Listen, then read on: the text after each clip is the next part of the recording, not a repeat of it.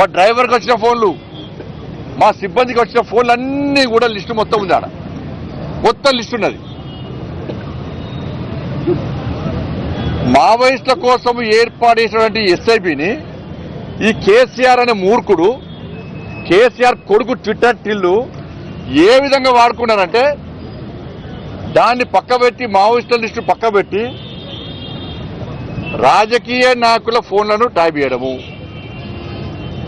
వాళ్ళ సొంత, నేను అందుకే సిట్టాకాలు చెప్పిన, మీరు మమ్మల్నే కాదు బీఆర్ఎస్ పార్టీకి సంబంధించి మంత్రుల ఫోన్ కూడా ట్యాప్ చేసిన లిస్ట్ ఉన్నది. బీఆర్ఎస్ సంబంధించి ఎమ్మెల్యేల ఫోన్ కూడా ట్యాప్ చేసిర్రు. కేసీఆర్ బిడ్డది కేసీఆర్ అది కూడా ట్యాప్ చేసిర్రు. వాళ్ళని కూడా విచారణ పిలవాలని చెప్పిన, వాళ్ళని కూడా విచారణ పిలవాలి.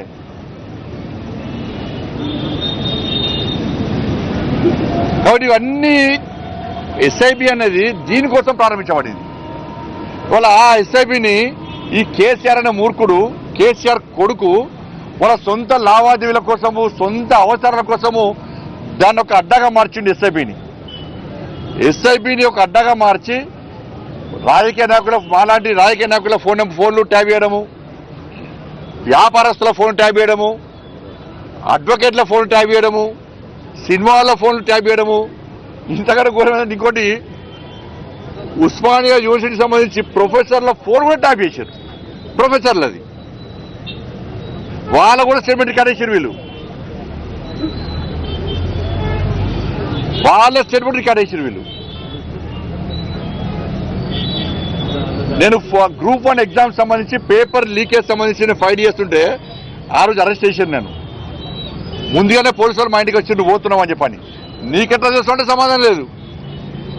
ఇక ఇంతకంటే ఘోరం ఇంకో అసలు విషయం ఏంటంటే, ఇంకా ఆశ్చర్యకరమైన విషయం ఏంటంటే, TSPSC paper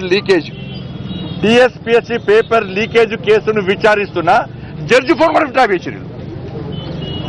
high court judge phone కూడా ట్యాప్ చేశారు. వీళ్ళు టీఎస్పీఎస్సీ పేపర్ లీకేజ్ విషయంలో విచారణ చేస్తున్న హైకోర్టు జడ్జి గారి ఫోన్ కూడా వీళ్ళు ట్యాప్ చేశారు. ఇప్పుడున్న ముఖ్యమంత్రి గారు కూడా ట్యాప్ చేశారు. అప్పటికి ఇది దీంతో పాటు అనేక లావాదేవీలకు సంబంధించి వీళ్ళు దీన్ని లబ్ధి పొందిన జిల్లా. అసలు ఈ ప్రభాకర్ రావు అంటోడు, ఈ రాధాకిషోడు పెద్ద లఫంగాలు వీళ్ళిద్దరు ఫాల్తుగాలు వీళ్ళిద్దరు. నేను ఈ భాష మాట్లాడుతూ నాకే సిగ్గనిపిస్తున్నది. వాళ్ళు చేసిన భాగవతం లోపల వాళ్ళు చెప్తుంటే వీళ్ళను సమాజం క్షమించదు. వీళ్ళకు ఉరిశిక్ష చేస్తే ఒక్కసారి చచ్చిపోతారు. ఉరిశిక్ష వీళ్ళకు